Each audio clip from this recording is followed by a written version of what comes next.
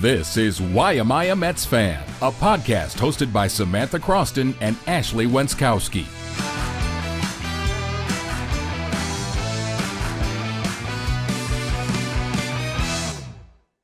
What's up, everyone? Welcome into another edition of the Why Am I a Mets Fan podcast. I'm Samantha Croston, that's Ashley Wenskoski, and we are joined by a special guest today. This is Laura Albanese. She is the Mets beat writer for Newsday. She's been covering the MLB since 2014. And of course, the Mets, I mean, it's our favorite team. We can't speak for you, but think it's really a cool job that you have going on there, and we think that you do a wonderful job. So just wanted to say that right off the rip.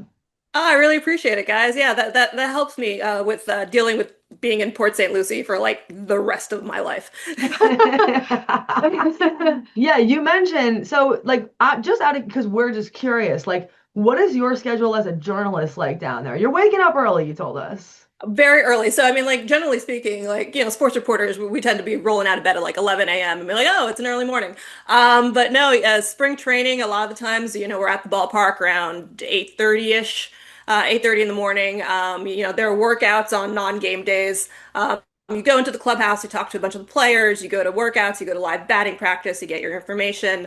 You talk to Carlos Mendoza, you talk to the players again. And you're just trying to find kind of like stories that maybe are a little bit more out of the box because this is the time for it. It's a little bit more of a scavenger hunt because there are so many kind of unknowns on the roster, even when you're talking about prospects and things like that. And then, you write and you get back to your hotel room and you're like, oh my God, I live in this hotel. And then you start the whole process all over again.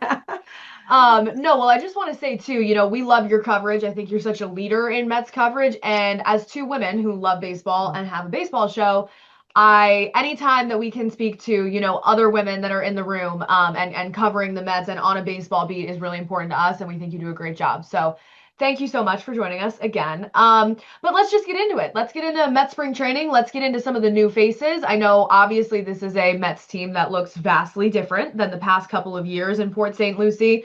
So just from a general scope, off the rip, since there are so many new guys in and so many guys who are no longer there, like Pete Alonso, like Brandon Nimmo, some leaders in that room that are now in other places. Hitting home runs in other places. What's sort of the feel?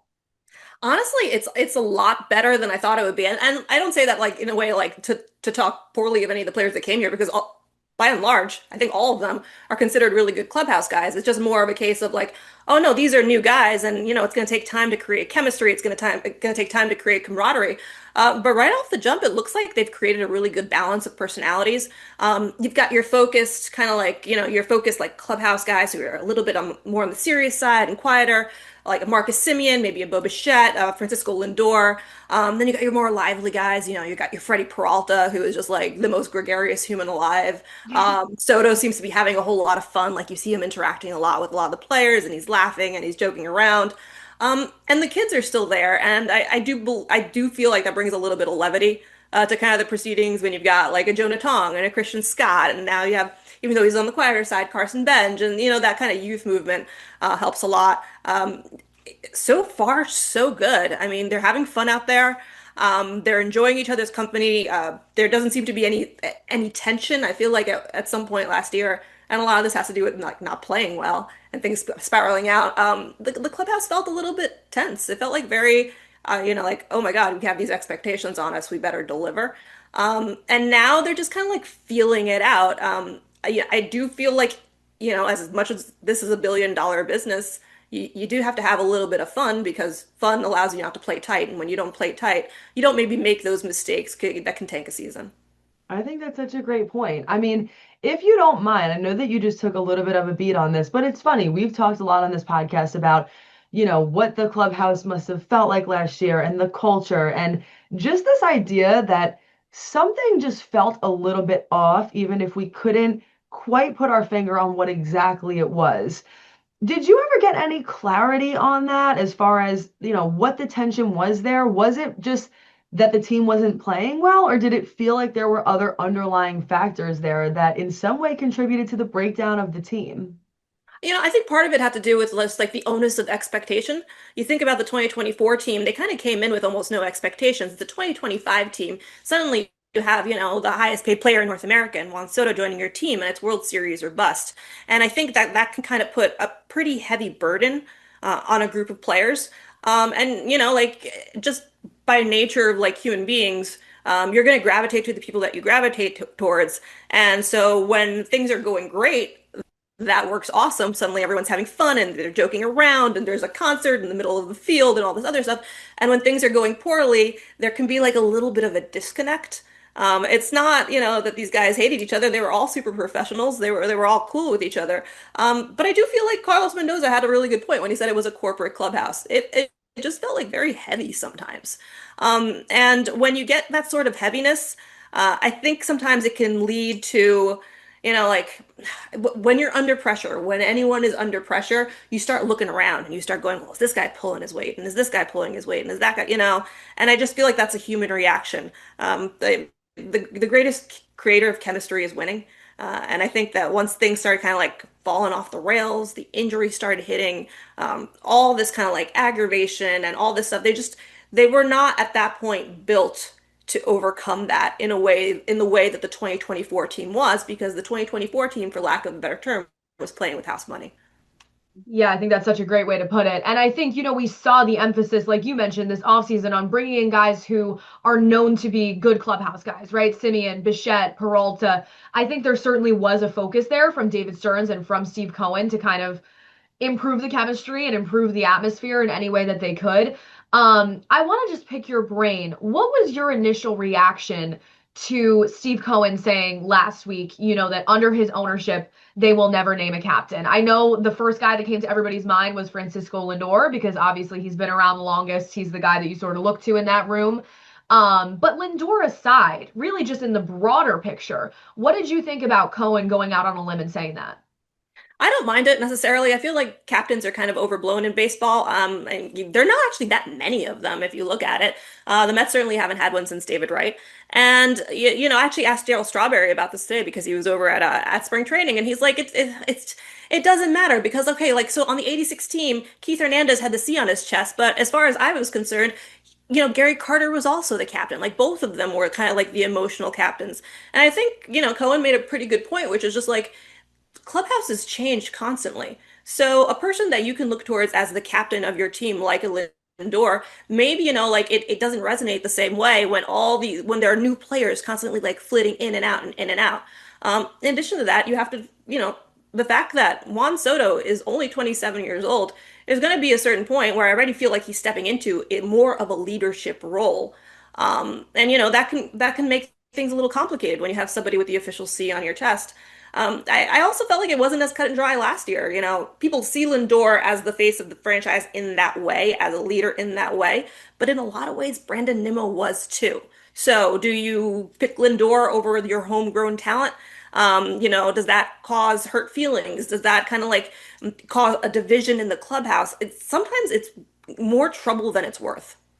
Well, and you just led into my next question, so I just want to ask it. You kind of touched on Juan Soto feeling a little more comfortable this spring, having some more guys around him, maybe being more of a mentor, more of a leader. How have you seen, I guess, Soto grow and develop now in year 2 at Met spring training?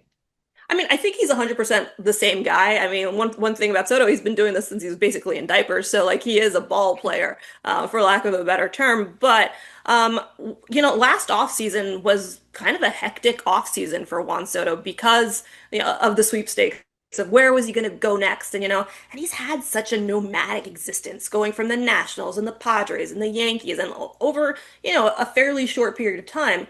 And now he's really settled because he's got a whole year under his belt. And he's coming in and he's laughing with guys. I kind of liked, like he likes to play with the pitchers a little bit, like kind of like a cat and mouse game. He'll like argue balls and strikes during live batting practice. Him and Nolan McClain were doing rock, paper, scissors because ABS couldn't tell if it was a ball or a strike. That sort of thing. He's chatting with people, he's joking with people. And I think even though he did these things last year, I think his personality is coming out more. One of the narratives that fascinated me last year was this idea that Soto was like some sort of diva or difficult to be around or whatever else. Meanwhile, all I know is my interactions with him, which was like he's funny. Like he's sarcastic, but in a fun way. And as a fellow sarcastic person, I really enjoy that type of humor, you know? I kind of enjoy like the mischievous nature of it. And it's funny because I did also cover him on the Yankees. And the one thing that Aaron Boone used to always say about Juan Soto, in addition to all the other superlatives, was this is a guy who has fun. Like he has fun playing the game. And maybe we didn't see it all that much last year because he was still acclimating. Like people were like, "Where's the Soto shuffle? Where's the Soto shuffle?" And it was like this thing, like, "Oh my God, he hates being on the mat." He was just getting used to it. But I think now that he's used to like where he is, maybe you'll get to see a little bit more of the Juan Soto that I think is truer to what his actual personality is. Yeah, no, I think that's a good. It is funny to hear you say about the Soto shuffle. Like, I just feel like Mets fandom in general can be so crazy like that. Where New York's media, we know how that goes. Oh yeah. There was jumping to conclusions for sure. Yeah, like I Um, mean, he was just like, dude was making $765 million. He's like, oh my God, if I don't, like that's a lot of pressure to put on a guy who at that time was 26 years old, yeah, which I yeah. now realize is very young. Yes, yes. I feel that on such a deeply personal level. That makes a lot of sense to me. I want to actually point to something that I saw on your Twitter just 2 hours ago. You mentioned that you were talking to Darryl Strawberry. I see that you put a quote that says, "One day, talking about Pete Alonso, he's going to wake up just like I did, and he's going to regret it." And your caption is, "Darryl Strawberry thinks Pete Alonso could have done more to stay in Met, and both sides should have fought harder." Maybe Yeah. you could just give us some insight into, that conversation you had and the story that sort of came from that. Yeah, absolutely. I mean, like, Straw was over in the backfield watching batting practice, and me and two other reporters talked to him a little bit about it. And, like it's hard it's hard to say, that Pete absolutely should have fought harder because the Mets never extended him an offer. It's hard, like what are you going to take? $155 million or $0? Like it's not really a debate. That being said, Strawberry knows that, and he also knows the regret that he personally felt when he left for the Dodgers in 1991. And it still eats at him. So he was saying, like Alonso shouldn't have opted out. He should have stayed for that second year. This is Darryl Strawberry's opinion, and maybe they could have worked out something where he could have been a Met for at least the next 4 years, something like that. Because now, I guess, with for him the benefit of hindsight, he very deeply feels, kind of the weight of having, being the franchise leader in something. So Pete was the franchise leader now in home runs because he broke Strawberry's record last year, but he was in shooting distance of RBIs. He was in shooting distance of like positional WAR. Like these are all these things, all these counting stats. And I think the big thing probably that Strawberry kind of mentioned that I think probably would have swayed me a little bit if I was in his shoes, not that I would ever be in his shoes, was that, now that he's gone, he'll never have his number retired, most likely. He had a fantastic career. He was one of the best Mets to ever don the uniform. But leaving, not having those counting numbers, and then never winning a championship kind of like tends to preclude you from stuff like that. And for, when you're 63 years old, like Darryl Strawberry is, he had a near-death experience. You kind of like the importance of things kind of hit you a little bit. And I think being part of a legacy when you are older, when you are that age, probably becomes a lot more important. Yeah, no, I think that's great context, for our viewers to hear about more about because everybody was so insanely attached to Pete Alonso and also so involved in kind of those proceedings this winter. And obviously they ended up with him in Baltimore. So we've been talking a lot about like the clubhouse, the atmosphere, and I think that's what people are interested in with this Mets team right now because things just went so far off the rails last year. But I also definitely want to pick your brain on some of the X's and O's. I know it's still so early. It's February in many respects. They just got there. But I think this team has a lot to figure out as they head towards opening day. You can, look at multiple position groups and say that. First, I want to start off with kind of the baby Mets, as you said. Brett Baty, Mark Vientos, of course, Ronny Mauricio is there. Where do you see all of those guys kind of now fitting into this broader picture when the reality is the Mets brought in multiple infielders this offseason? Yeah, I mean, they're going to have a good bench, so we got that going for him. I mean, the biggest, I think one of the big question marks is going to be Mark Vientos because if he can get back to 2024 in terms of his offense, then everything else is a little bit gravy. He's always going to be kind of the bat first guy. That being said, like they want Jorge Polanco at first base, but Jorge Polanco is only going to get so many reps at first base. He's also going to DH as well. He had pretty significant knee surgery in 2024, so you do have to be kind of cognizant of that. So now it's a question of, can Mark Vientos, who has historically been a subpar defender, move across the diamond and suddenly become, at least kind of like only a slightly subpar defender, or kind of like even it out. I forget who I was talking to Keith Hernandez about this on my own podcast like a little while back. And he made a good point. Like, like there's this thing where everyone seems to think like everyone can be a first baseman. And I never understood the logic of that because, I mean, other than the catcher and the pitcher, this is the guy who's going to touch the ball the most. But it's not just the defensive plays. When you do not, as an infielder, when you do not have confidence in your first baseman, suddenly you're rushing throws, you're making errors because you're trying to compensate. So it's kind of like a trickle down effect. It's not just, oh no, he made an error on that, but suddenly it'd be like, oh no, yeah, he got taken off the back. It's an E6, but was it an E6 really, or was it an E6 because like Lindor was so like worried that he's not going to make the catch that he rushed the throw. So that's going to be interesting to see with Vientos. Vientos's issue has historically been range. That's a little bit less of a factor at first base, but it's still going to be a factor. And then there are other aspects of that position that are, pretty hard in terms of making picks and just being involved in every single play mentally. So we'll see how that goes. In terms of Brett Baty, like I said, they're just trying to recreate Jeff McNeil, but like younger, and they hope a little bit better. They got him all over the field. I don't know how many gloves this kid has by now. He had a little twinge in his hamstring, so he hasn't gotten any reps in the outfield yet, but they definitely want to see him in right field because right now that position is a question mark. And then he's also getting reps at first base. He'll play a little second base. He'll maybe, I don't know, play a little third base, like, to spell guys. And he's going to be that kind of like that lefty bat off the bench. And then Ronny Mauricio. Again, can play everywhere. I feel like this kid's ceiling is super high. We didn't get to see it because he was so fast-tracked last year. I mean, he missed an entire year after getting hurt playing winter ball. And then they're like, oh no, Mark Vientos is hurt. What are we going to do? I guess we're going to throw Ronny Mauricio to the Wolves, which is what they did. I think now with a little bit of time under his belt, he has the potential to be a truly special player. He just didn't have the development to do it. So it'll be, I want to see what he's capable of. Is there one player outside of the obvious stars who has really impressed you in some way so far? I mean, obvious stars. I feel like there's so many of them are stars. I mean, Nolan McLean, he is an obvious star.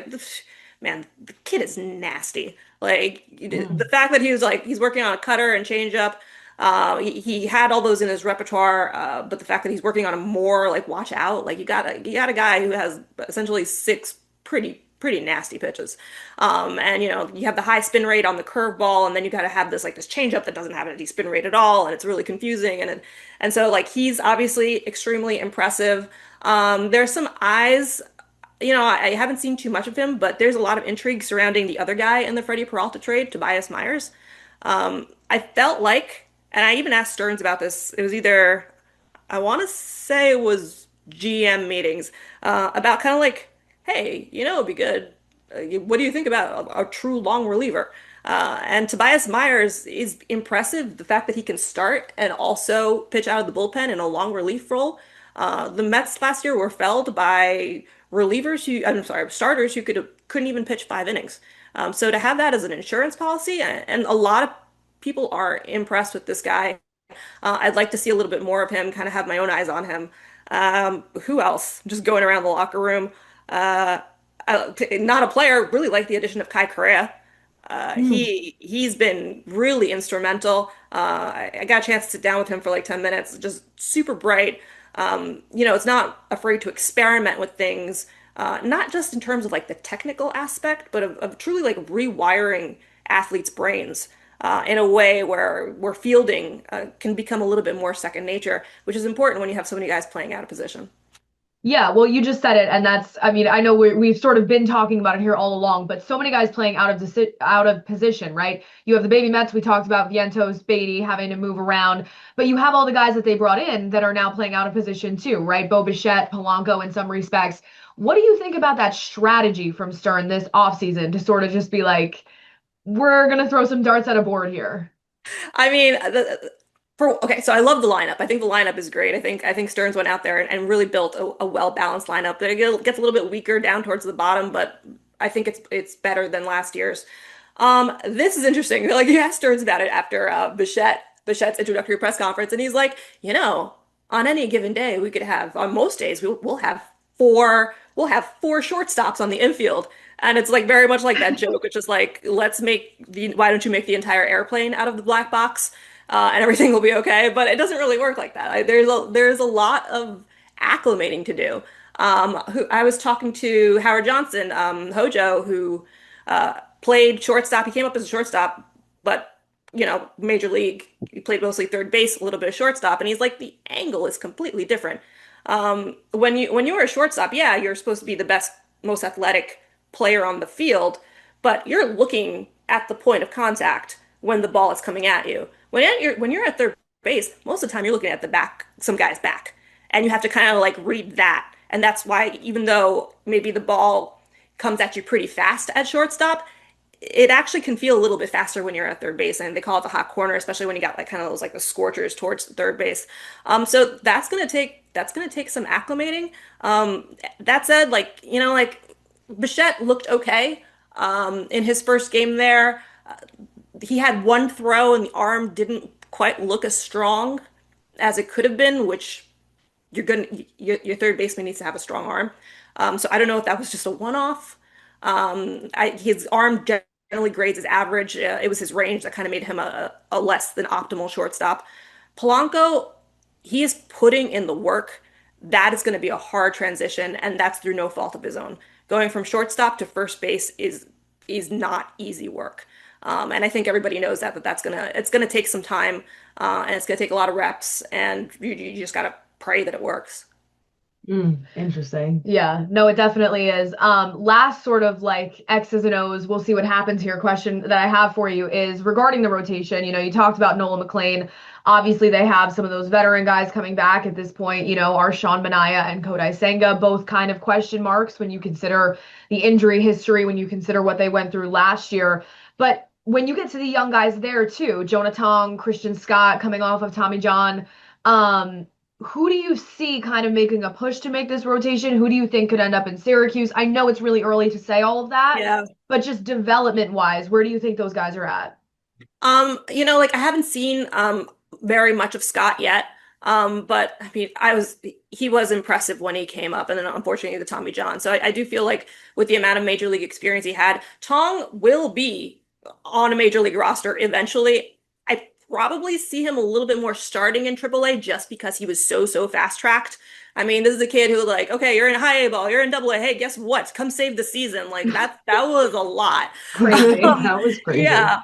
But like, man, Tong is so impressive. Not just like so he's introducing a cutter, so that'll be cool. That over the top delivery is so deceptive. But more than anything, like he obviously has the stuff. There's a reason the Mets did not want to trade him, and why every team tried to trade for him. That was basically kind of discussing with the Mets. But the mental toughness it takes to be a kid, be catapulted through the minors, make your major league debut, get shelled in your third start, and I still remember like being, there and talking to Tong after, and he looked almost near tears, and you start to wonder because we're human, and sometimes, like the evil voices in your brain go like, oh, can he handle it? Because this is a lot. And not because he can't handle it, but because it would be a lot for any human being to be like this good and then be put in an untenable position, essentially being set up to fail. And he did. Like this is a kid who really has the mental toughness and the ability to bounce back when things don't go his way and tinker and figure it out. The biggest thing that the Mets probably have in those young pitchers is their mental makeup. McLean, dearly departed Brandon Spurt was like that too, and Jonah Tong might be, it's funny. He's got this goofy like kind of character, but he might be the toughest out of all of them. Wow, interesting. That's such good insight. I mean, listen, I know we don't want to take up too much of your time, but so I guess I'll leave you with this, just one more big picture question. Obviously, when you think about last season, some Mets fans were pretty disappointed. Oh That's yeah. not the way that anybody necessarily saw all of that going down. And I just want to know from the things that you've seen and witnessed so far, what would be your message to Mets fans? Is there any, do you feel assured that something like that isn't going to happen again this year? Absolutely not. It's the Mets. I like poll anybody who's watched this team for any length of time and be like, hey, can you predict what's going to happen with this? And no, you can't. I mean, my message to Mets fans is to buckle up and enjoy the ride, because I feel like the ceiling for this team is astronomical, and I feel like the floor for this team is very, very low because so many things have to go right. I know that's probably not what people want to hear, but you could have something really, really great here, or you can have an infield that can't throw and can't like catch a ball, and like right field is like a question mark, and like God knows that like everybody but Freddie Peralta can't pitch anymore. Like, and then there's the bullpen, and like like you hope that Devin Williams is Devin Williams and all this other stuff. So there are so many question marks. Uh, it won't be boring. I can only promise that it will not be boring. That was a very refreshing. I actually think our fans will like that you said that. No, I completely agree. I have one more question for you too, and it's along those same lines, just about the feel in Port St. Lucie right now. You said 2 years ago in 2024 they're playing with house money. Last year it was World Series or bust. In terms of how the team views themselves so far down in Florida, where do you think that falls right now? Probably somewhere in between.